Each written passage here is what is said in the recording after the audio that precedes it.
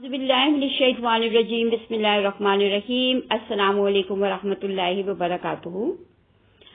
Today our topic is 7 Habits of Highly Effective Teachers, and this is part 1 of the series.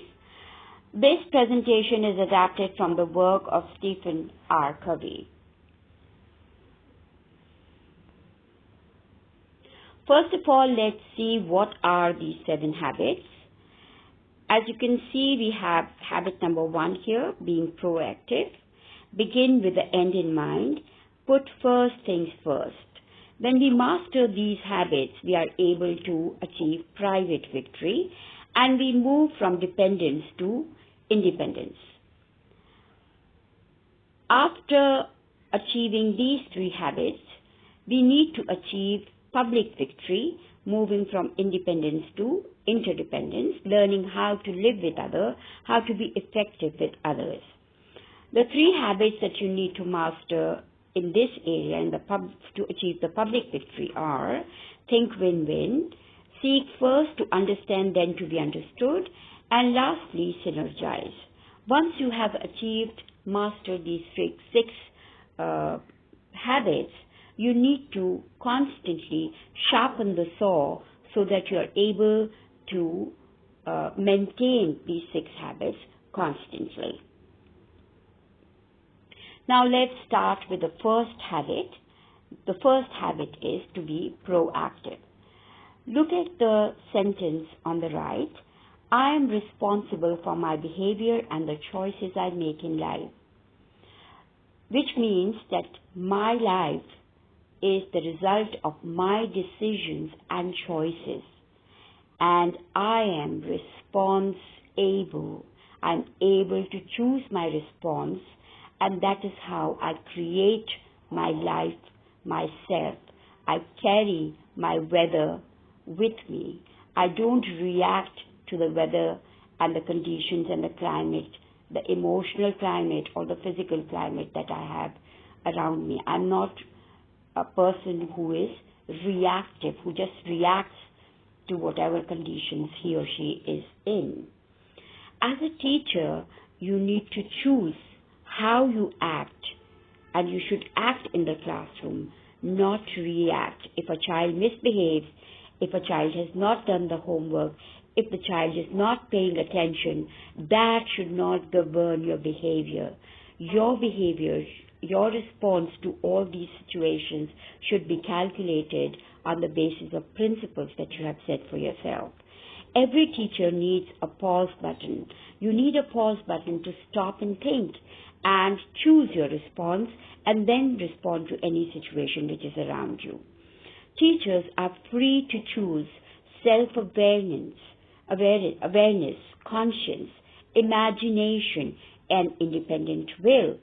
You should always be a positive influence on your students' emotional bank accounts. Let's look at some situations. If a student is talking to another student, how would a reactive and a proactive teacher respond?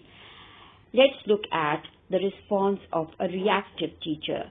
I will send you out of the class if I see you talking again. How many times do I need to tell you that talking to each other is not allowed in my class? Blah, blah, blah, blah. And a proactive teacher might respond like this: if anything is unclear, you can ask me several times. Another situation, a student is looking outside the class. Now, how would a reactive teacher respond? If you are interested in something outside the class, better stay outside. No need to be here to disturb everyone. And a proactive teacher might respond like this: maybe our topic is too serious. And the teacher can move towards the child and slightly touch his shoulder. And this is how the teacher will get the attention of the student.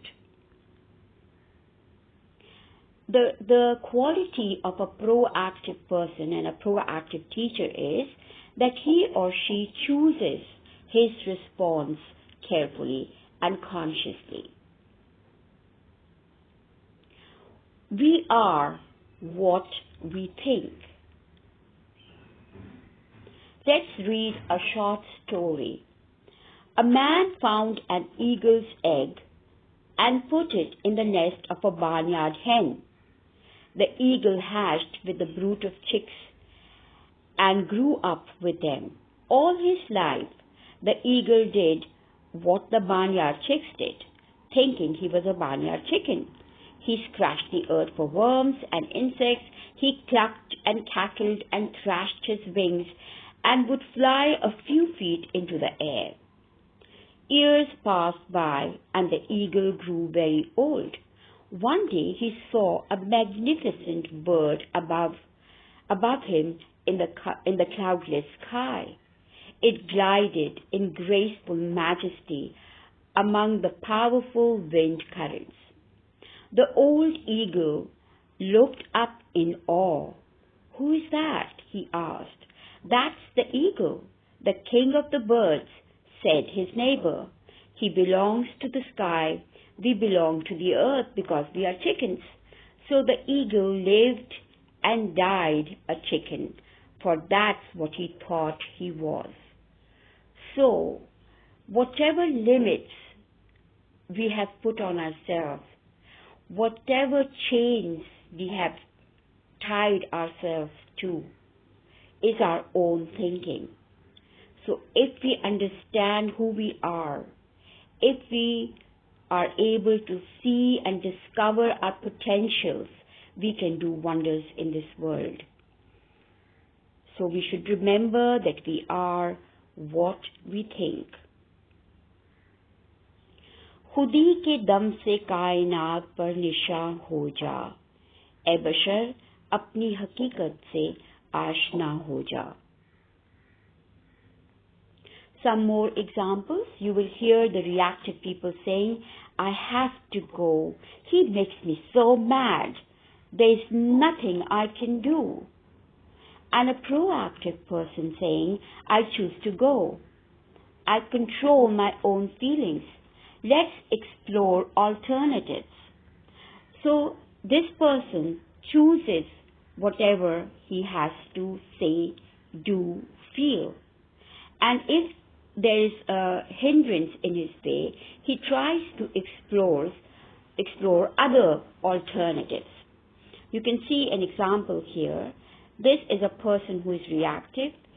He faces a problem or a hindrance and he stops and gets worried and he gets discouraged and is not able to move further. But a proactive person, when he sees a problem, he finds alternatives and he finds new ways to reach his targets. A proactive person focuses on the circle of influence, whereas a reactive person focuses on the circle of concern.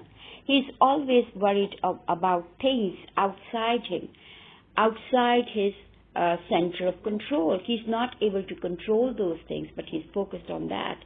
The weather, the personal lives of celebrities or other people's religion, the economy, politics, internet problems, broken roads and garbage and other people's driving skills, etc. These things are not in his control. So if we are focused on these things, we will always be worried and discouraged and unhappy. Whereas if we focus on our circle of control, on our circle of influence, where we can become influential, where we can influence and change things, then our circle of influence will keep growing. And you can see these are things that you can do to yourself. You can choose who you vote, books you read, courses you take, and where you work, how to spend your free time, where you travel, what you buy, things you say. So these are the things that are in your control. If we focus on these things, automatically a new weather, a new climate will be created around you.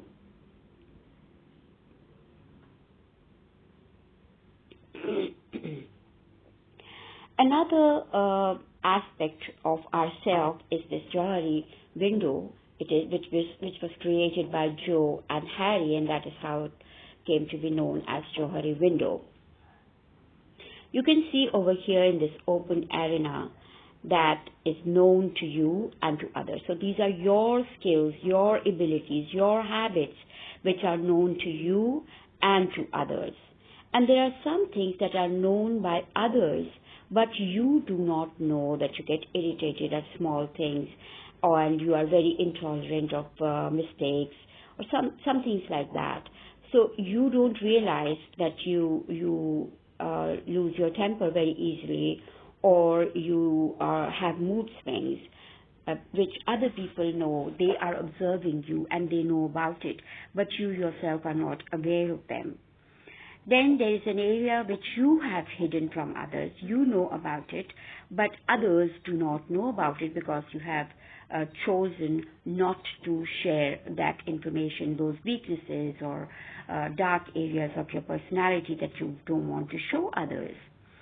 And then there is the unknown, which is not known to you and not known to others. Maybe these are potentials which you have not explored yet, which you have not discovered about yourself yet.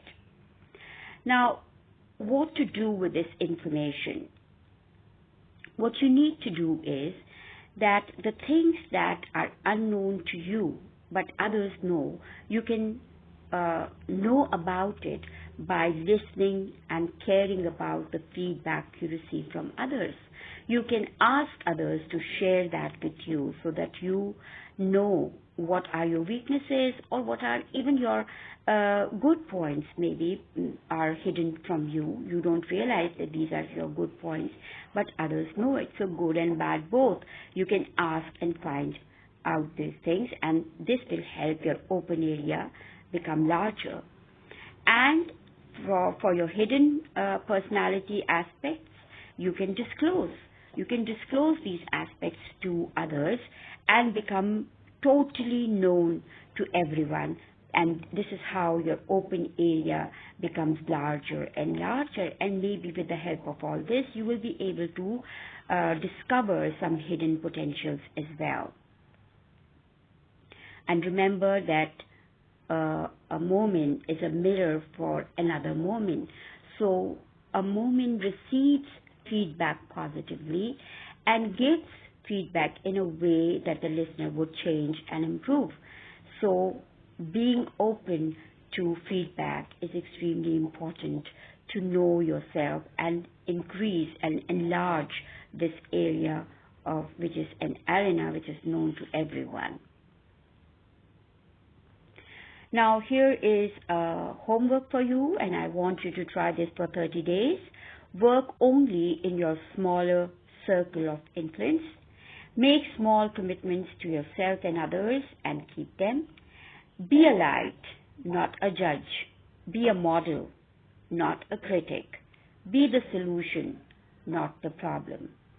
And also make a list of dialogues that you say, that you use, and try to see whether these dialogues that you are using daily are dialogues that a reactive person would say, or they are things that a proactive person would say, so that you can see that how much of your personality is reactive or is it proactive.